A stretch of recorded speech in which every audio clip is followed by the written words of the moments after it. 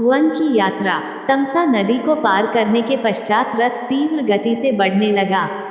द्रुत गति से दौड़ता हुआ रथ निर्मल जल से युक्त वेदश्रुति नामक नदी के तट पर जा पहुंचा। वेदश्रुति नदी को पार कर रथ दक्षिण दिशा की ओर बढ़ता गया। वे उस स्थान में पहुंच गए जहां समुद्रगामिनी गोमती नदी प्रवाहित हो रही थी। सरिता के दोनों तटों पर सहस्त्रों गौओं के झुंड हरी हरी घास चर रही थीं। गोमती नदी को लंघ कर रथ ने मोरों और हंसों के कलरवों से व्याप्त स्यंदिका नामक नदी को भी पार किया। यह क्षेत्र धन धान्य से संपन्न और अनेक जनपदों से घिरा हुआ था। राम ने सीता को बताया कि पूर्व काल में इस क्षेत्र को राजा मनु ने इक्ष्वाकु को दिया था। शीघ्रगामी अश्वों ने रथ को विशाल और रमणीय कोसल देश की सीमा तक पहुंचा दिया। सीमा के पार होते ही राम रथ से नीचे उतरे और अयोध्या की ओर मुख कर श्रद्धापूर्ण वचनों में कहने लगे, सूर्यकुल के सत्यवादी नरेशों द्वारा स्नेहपूर्वक परिपालित है अयोध्या नगरी। विवश होकर आज मुझे तुझसे दीर्घकाल के लिए विलग होना पड़ रहा है। हे जन्मभूमि, मेरी दृष्टि में तुम सदैव स्वर्ग से भी अधिक श्रद्धेय और पूजनीय रही हो।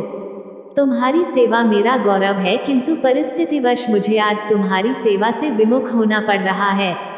हे जननी, तुम सदैव मेरे लिए प्रेरणामयी रही हो। तुम्हारी धूलि मुझे चंदन की भांति शांति देती है। तुम्हारा जल मेरे लिए अमृतमय और जीवनदायी है। तुमसे विदा लेते हुए मेरा हृदय विदीर्ण हुआ जा रहा है। पिताजी की आज्ञा का पालन करके 14 वर्ष पश्चात मैं पुनः तुम्हारा दर्शन तथा तुम्हारी सेवा का सौभाग्य प्राप्त करूंगा।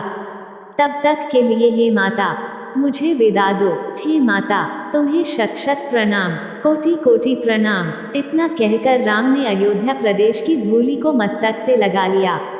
उनके नेत्र अश्रुपूरित हो गए, किंतु प्रयास करके उन्होंने अपनी भावनाओं को नियंत्रित किया और पुनः रथ पर बैठ गए।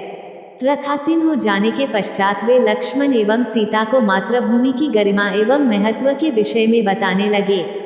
वे कलुषनाशिनी परम पावन भागीरथी गंगा के तट पर पहुंच गए। उस सुरम्य वातावरण में वे बहुत देर तक चकित से खड़े रहे। उन्होंने देखा दूर दूर तक लहलहाते हुए खेत नेत्रों को सुख देने वाली हरितिमा बिखेर रहे हैं।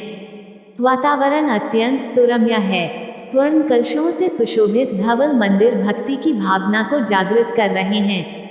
वहां के समस्त आश्रम साम गान की ध्वनि गुंजायमान हो रही है। वायुमंडल हवन कुंडों से निकलने वाले धुएं से सुगंधित हो रहा है। अनन्य काल से ऋषि मुनियों द्वारा सेवित पवित्र भागीरथी कलकल नाद के साथ द्रुत गति से प्रवाहित हो रही है। गंगा के जल में हंस, कारंडव आदि पक्षी विहार करते हुए मधुर स्वर में गा रहे हैं, मानो वे गंगा की स्तुति कर रहे हों। त्रिपथ का पुण्यसलीला गंगा के दोनों तटों पर खड़े वृक्ष रंग बिरंगे पुष्पों से सुसज्जित हैं।